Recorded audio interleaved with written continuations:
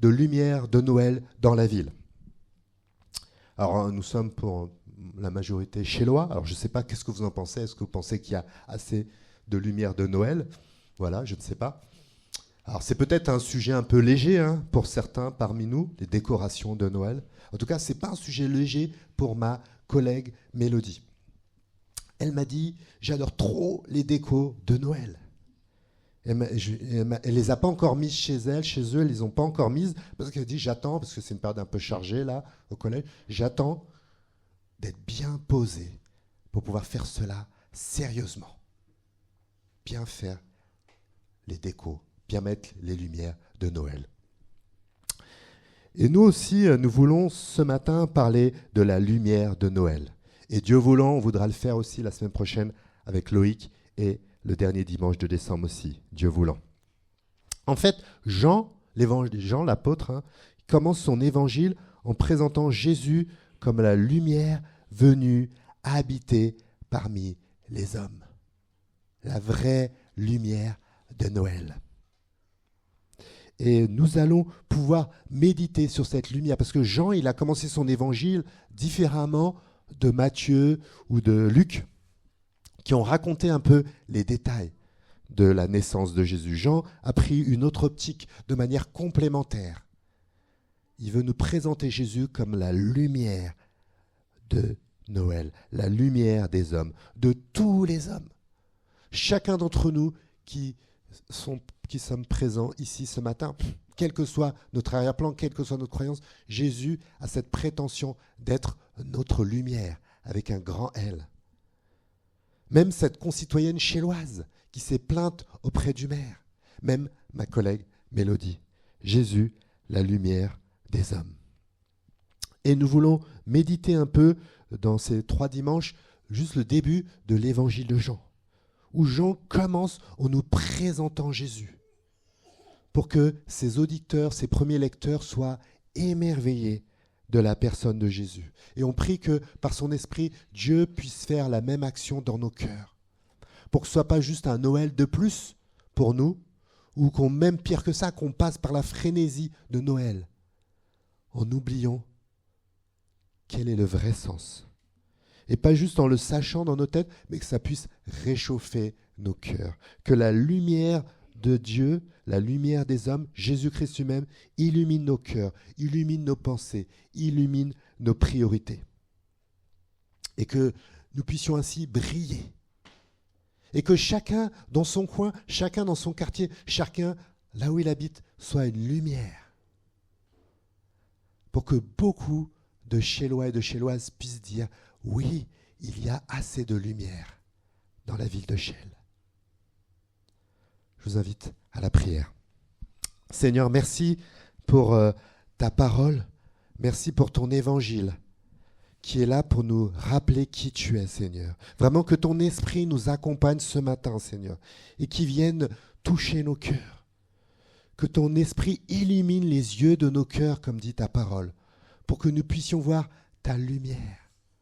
Que nous ne nous contentions pas de juste de chanter que tu es merveilleux, comme nous venons de le faire, mais que ça puisse toucher le plus profond de nos cœurs, réchauffer, pour que nous puissions être renouvelés et nous puissions refléter ta lumière dans ce monde qui en a bien besoin, Seigneur. Que ta parole éclaire, Seigneur, ta parole puisse être une lampe à nos pieds et une lumière sur nos sentiers, sur nos quotidiens. Amen. Amen. Jésus, la lumière venue habiter parmi les hommes, la lumière que nous avons tous besoin, qui que nous soyons. Et nous allons nous arrêter ce matin sur les 5 versets, les 5 premiers versets de l'évangile de Jean que Patrick vient de lire.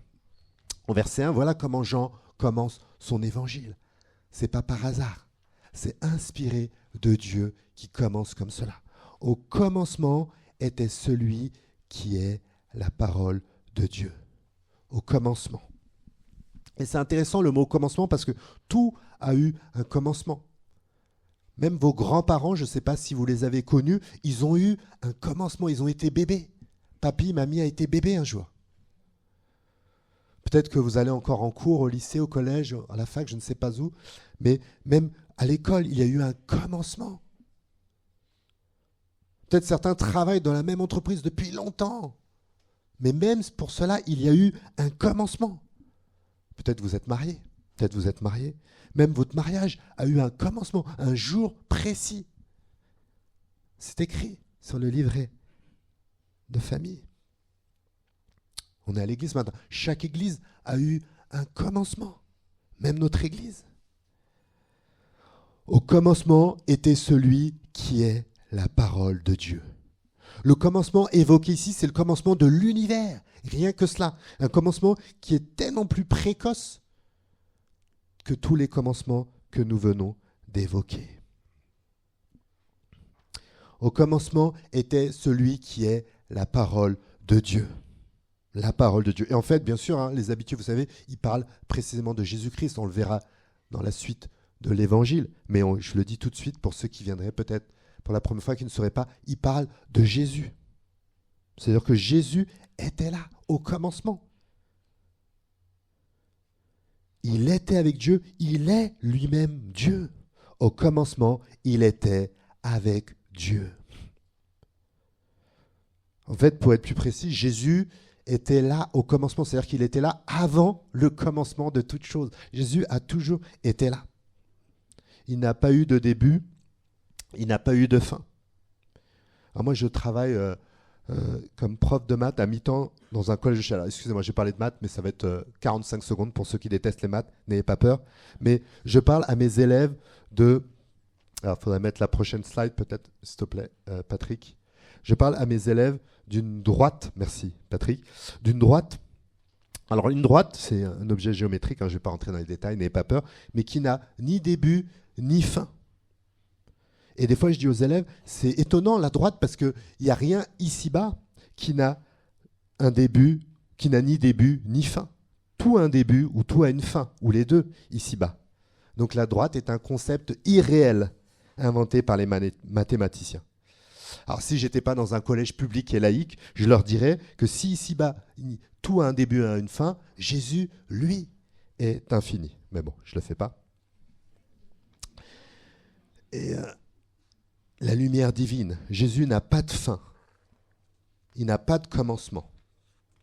Voilà la singularité de Jésus par rapport aux autres êtres humains. Et vous avez sûrement noté comment Jean appelle Jésus la parole de Dieu. Et c'est un mot traduit pour nous, pour qu'on comprenne. En fait, les spécialistes disent que c'est le mot logos. Le mot logos veut dire parole, oui. Il y a des profs de grec parmi nous, alors je fais attention à ce que je dis, ça veut dire parole, ça veut dire pensée, ça veut dire discours, raisonnement. C'est pas évident de bien définir ce mot. Vous irez les voir, ils seront peut-être plus précis que moi.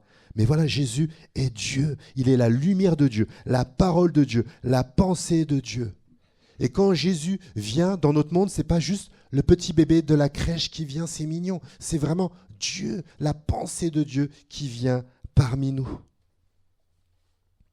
Ce n'est pas juste pour faire beau, ce n'est pas juste même comme nos plus belles guirlandes qui sont là pour décorer notre ville, décorer notre appartement. C'est la parole de Dieu, la pensée de Dieu qui vient faire l'œuvre de Dieu. Une œuvre de Dieu qui est là pour éclairer, illuminer, réchauffer, transformer, donner vie. La lumière donne vie. Une parole qui ne vient pas sans effet. Comme dit l'Ésaïe, il en sera de même de la parole que j'ai prononcée. Elle ne reviendra jamais vers moi vide, sans avoir accompli ce que je désire et sans avoir atteint le but que je lui ai fixé. Jésus est venu pour un but fixé. La lumière divine. Il était avec Dieu et il était lui-même Dieu.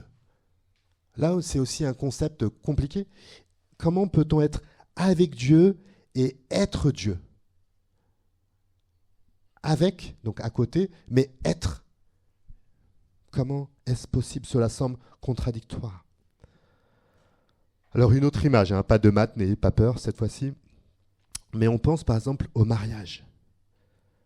Dans le mariage, le mari est avec sa femme et la femme est avec son mari. Et la Bible dit même qu'ils ne font qu'un. avec et un.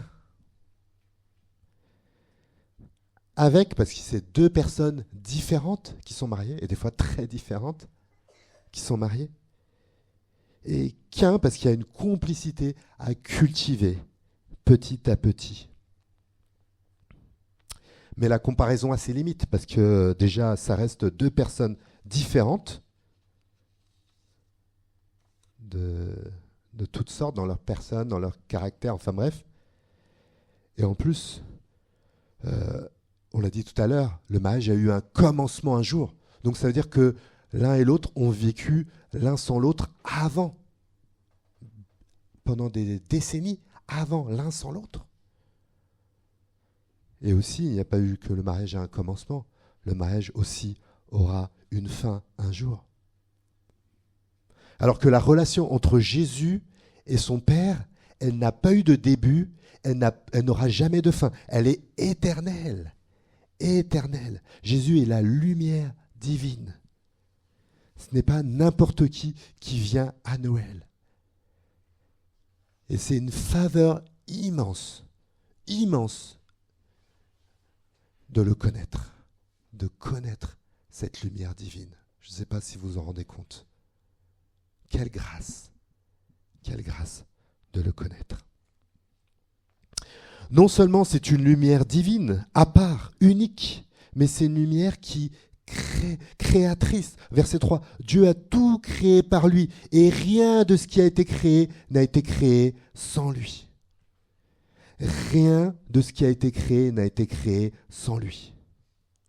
Tout l'univers, toutes les montagnes, tous les océans, je ne sais pas, peut-être vous en avez vu cet été, tout a été créé par Jésus-Christ. J'ai un ami vendredi qui habite en Auvergne, qui m'a envoyé cette photo, cette première photo, parce qu'il était émerveillé par la beauté de la nature, et m'a envoyé l'autre photo il y a 2 semaines. Il rentrait du travail, de son collège où il travaillait, et il a voulu envoyer cette photo. La création est magnifique. Et en préparant cette prédication, je lui ai dit, j'ai écrit hier, je lui ai dit, mais tu te rends compte que c'est Jésus qui a créé tout cela. C'est Jésus. Rien de ce qui a été créé n'a été créé sans lui. Toutes les personnes que vous pouvez croiser, il y a plusieurs profs parmi nous, tous les élèves que vous croisez ont été créés par lui. Tous ceux qui habitent dans votre quartier ont été créés par Jésus, par la lumière divine. Tous ceux peut-être que vous êtes assis parfois à côté dans le RER ont été créés par lui. Ceux qui seront au marché de Noël à 13h ont été créés par Jésus. Tout a été créé par lui. Pourquoi Jésus a créé tout ça? Pourquoi Jésus a créé l'humanité? Pourquoi Jésus a créé l'univers? Est-ce que vous posez cette question? Est-ce qu'il s'ennuyait? Est-ce qu'il s'ennuyait?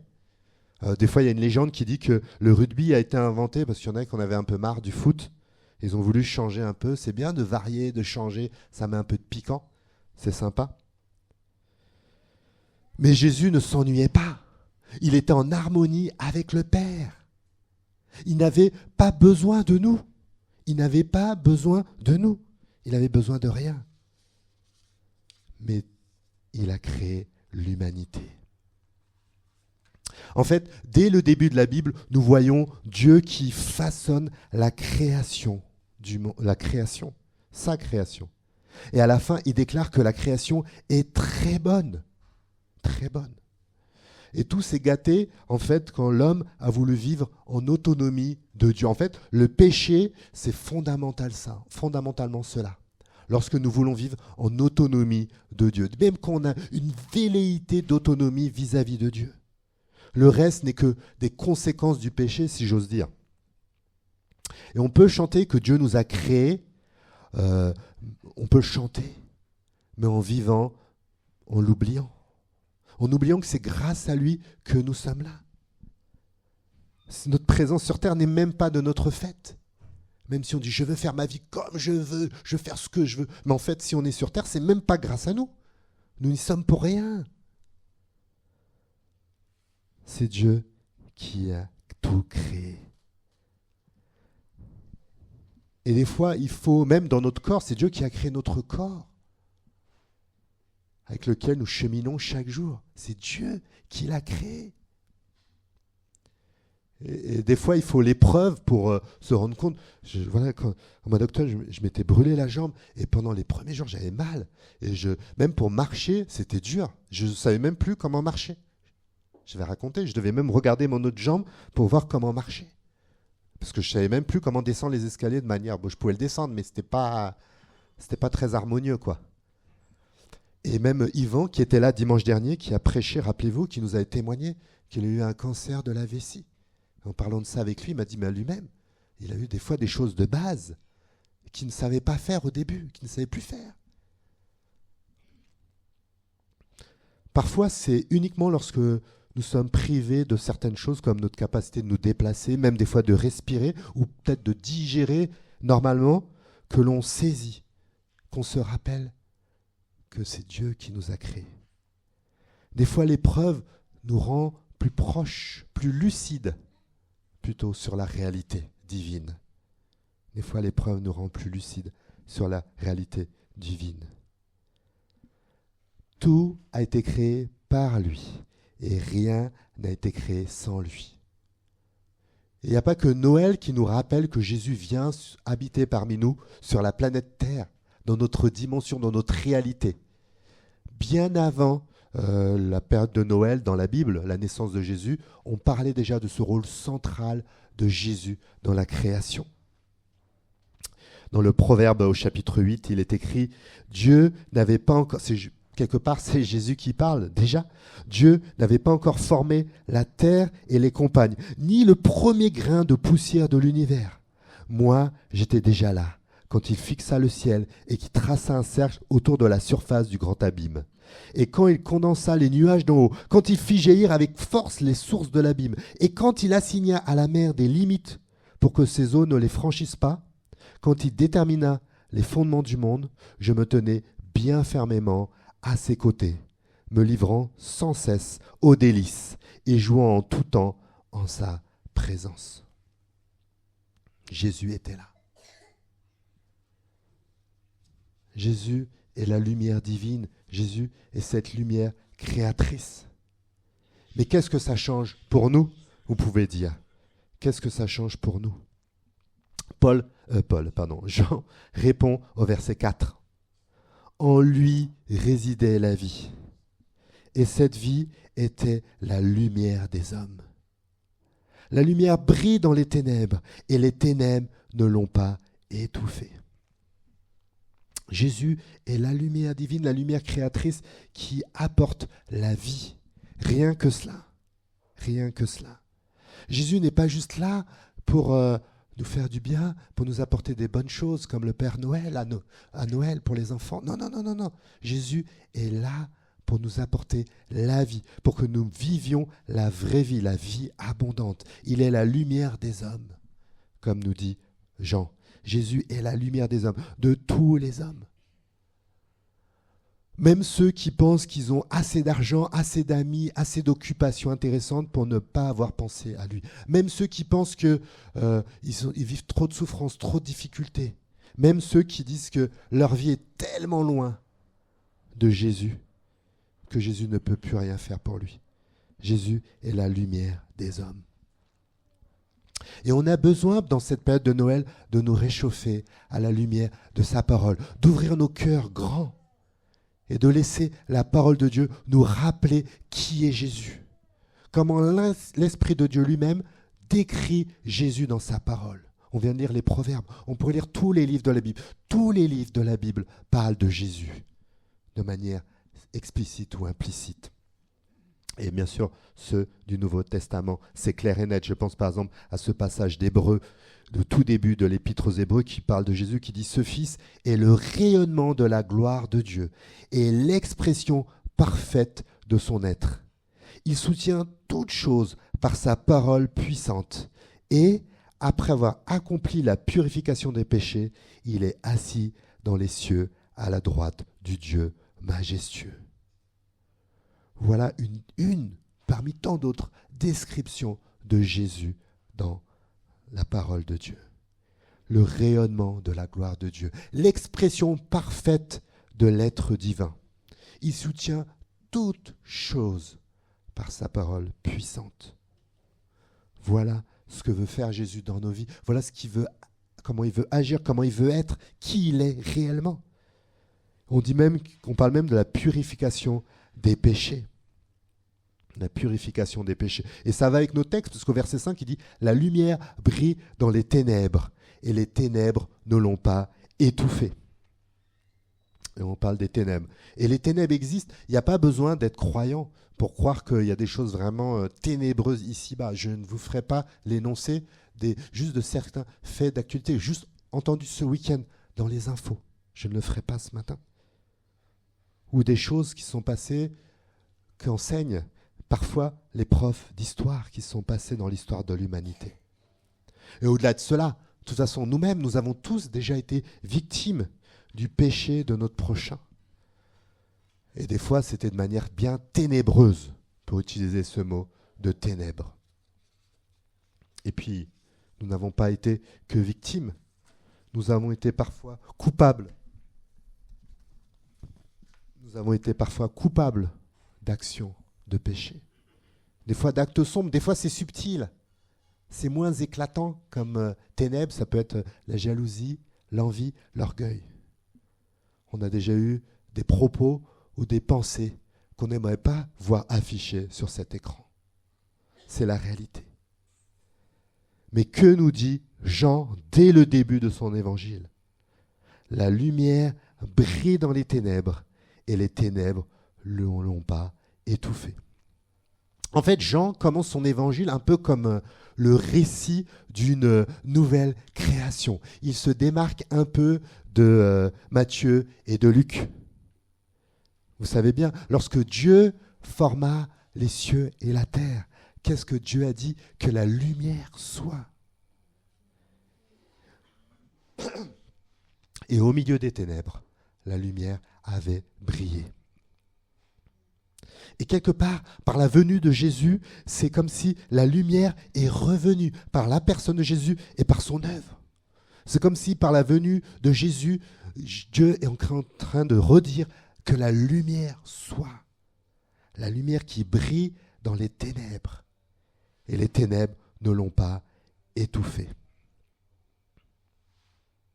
La lumière qui brille dans les ténèbres. Les ténèbres du péché, déjà, les ténèbres du péché.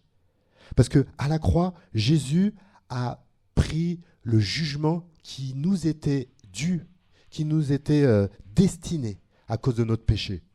Lorsque Jésus crie « Mon Père, pourquoi m'as-tu abandonné ?» Ce n'est pas son humanité qui se manifeste spécifiquement là.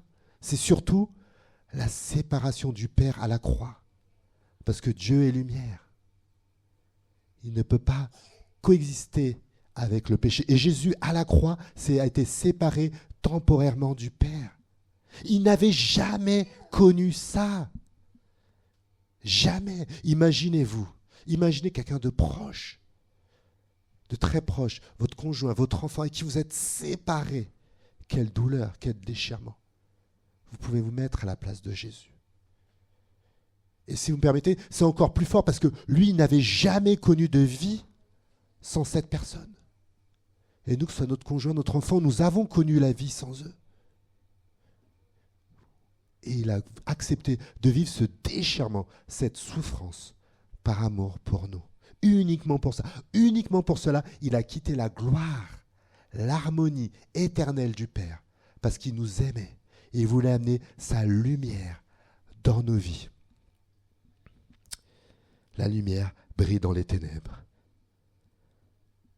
Et c'est aussi les ténèbres de la mort, parce que Jésus est ressuscité. Il est ressuscité. Et malgré tout, c'est vrai, c'est un moment décisif. Le moment où Jésus est venu est un moment décisif dans l'histoire de l'humanité. On en reparlera des prochaines semaines avec Loïc, mais le moment décisif de l'histoire de l'humanité. Alors c'est vrai que c'est pas parce que Jésus est ressuscité que les ténèbres ont disparu de l'histoire de l'humanité. Oui, c'est vrai, le chaos continue dans le monde. Et évidemment. Mais quand même, sa résurrection a marqué une étape décisive, un avant-goût de la nouvelle création à venir dont nous parle la Bible. Un jour, les ténèbres auront totalement disparu. Totalement disparu. Il n'y aura plus de deuil, plus de larmes, plus de séparation douloureuse. Et tous ceux qui ont cru en Jésus-Christ, qui ont accepté sa personne et qui ont marché en nouveauté de vie avec lui, expérimentent déjà cette nouvelle marche dans la lumière. Et continuent sur un nouveau chemin de vie. La lumière du monde, Jésus, la lumière divine, la lumière créatrice. Que Noël soit une période propice pour méditer cela et pour vivre cela. Jean, en conclusion de son évangile, nous précise, pourquoi il a écrit cet évangile. Et nous aussi, nous voulons conclure aussi cette première prédication sur ce début de l'évangile de Jean par ces mots de conclusion. Regardez ce que écrit Jean à la fin de son évangile. Pourquoi il a écrit son évangile? Des fois, on ne sait pas trop. Là, c'est explicite, c'est écrit. Ce qui s'y trouve a été écrit pour que vous croyiez que Jésus est le Christ, le Fils de Dieu, et qu'en croyant, vous possédez la vie en son nom. Voilà pourquoi Dieu a inspiré Jean pour écrire son évangile. Peut-être certains d'entre nous, sûrement, c'est sûr, n'ont pas encore fait cette démarche personnelle. Jésus est la lumière des hommes. C'est-à-dire que sans Jésus, tu es coupé de Dieu. Même si tu viens à l'église, même si ta maman, ta mamie, ta arrière-grand-mère est chrétienne, peu importe. Même si tu dis, ouais, mais il y a des gens pires que moi qui font des trucs horribles, peu importe, quelque part. Sans Jésus, tu ne peux rentrer dans la lumière de Dieu. Et notre prière pour toi, c'est que tu puisses accepter Jésus. Noël est une belle période pour croire en son message, croire en sa personne, croire que Jésus est le Fils, la lumière de Dieu, la lumière créatrice, la lumière de vie. Et recevoir, grâce à lui, cette nouvelle vie, un nouveau commencement qui commence aujourd'hui. C'est notre prière pour toi. Jésus aussi a dit dans son évangile ce passage, « Je suis la lumière du monde. Celui qui me suit ne marchera pas dans les ténèbres, mais il aura la lumière de la vie. » J'aime ces paroles de Jésus. « Je suis la lumière du monde. Celui qui me suit ne marchera pas dans les ténèbres, mais il aura la lumière de la vie. » Même notre plus belle guirlande ne rendra pas joli notre appartement ou notre ville si elle n'est pas branchée au courant. Et nous avons besoin d'être connectés à Jésus, la lumière du monde. Nous avons besoin. Et notre prière, c'est que pendant cette période de Noël, nous ne puissions pas passer dans la frénésie de Noël en oubliant de rester connectés à la lumière pour briller pour lui. Un nouveau commencement, connecté à Jésus, à sa parole, qui est une lumière à nos pieds, une lumière sur nos sentiers, par la prière, et en s'encourageant les uns les autres, marcher avec la communauté de lumière. Pour que les 56 000 Chélois, vous pouvez peut-être pareil pour vos villes voisines, puissent voir des lumières partout dans Chelles. Et que d'autres, des Chélois, oui, puissent dire, oui, il y a des lumières à Chelles. Et ils ne vont pas le dire au maire, ils ne vont pas dire à Emmanuel Macron, mais ils vont dire à Dieu, il y a des lumières. Je vous invite à la prière. Seigneur, merci pour cette période de Noël. Seigneur, c'est vrai qu'il se reproduit chaque année. Elle a plusieurs sens, plusieurs significations, peut-être, selon nos histoires, nos vécus personnels. Mais en tant que chrétiens, ce qui doit nous rassembler, c'est ce sens unique qui nous rappelle que tu es venu apporter ta lumière parmi les hommes. Emmanuel, Hosanna, merci Seigneur Jésus, merci d'être venu apporter ta lumière. Tu as accepté cette séparation terrible, même si elle est momentanée, par amour pour nous. C'est pas pour rien que tu as fait ça, c'est pour nous apporter ta lumière, pour nous apporter ta vie, Seigneur. Je te prie que beaucoup parmi nous, ou même dans notre ville, puissent commencer ce nouveau départ, croire que tu es le Jésus, tu es le Christ, le Fils de Dieu, et qu'ils puissent posséder la vie en ton nom, Seigneur. On prie pour cela. Et utilise-nous pour cela. Aide-nous à marcher dans ta lumière, Seigneur. Que ton esprit nous éclaire sur nos zones d'ombre, nos angles morts. Éclaire-nous et aide-nous, Seigneur. Accompagne-nous dans ta lumière. Le même amour qui t'a amené à quitter la gloire du Père pour nous, c'est le même amour qui nous accompagne, même quand nous nous éloignons, même quand nous marchons dans les ténèbres. Ramène-nous à toi, Seigneur, et brille à travers nous, Seigneur. Que nous soyons des lumières dans ce monde qui en a bien besoin. Amen. Amen. Amen. On va passer en continuité au repas du Seigneur qui nous rappelle que voilà,